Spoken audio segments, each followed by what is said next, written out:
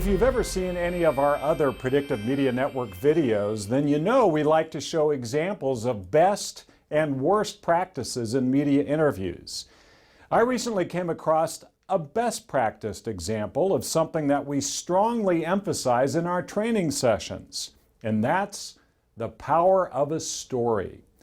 When you prepare your messages, always come in armed with at least 2 example stories of your priority messages that you want the reporter to pick up.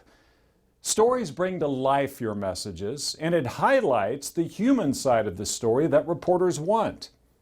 Here's an example in a CBS interview with the CEO of the College Board, which administers the SAT college entrance exam.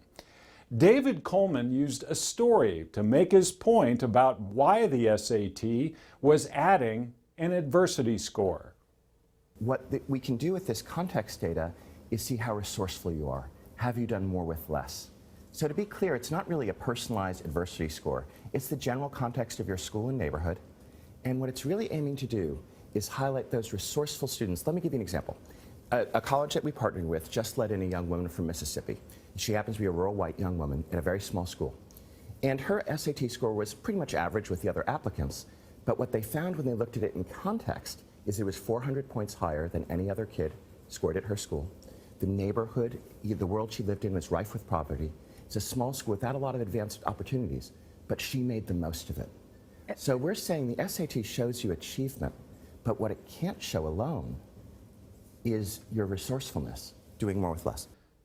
Another important reason to be ready with example stories to face questions is that they're a great fallback when you don't have an answer to an on-the-spot question.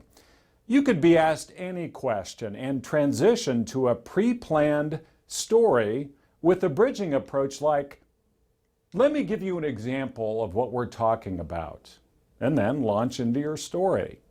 Any audience is going to stop and listen to a story.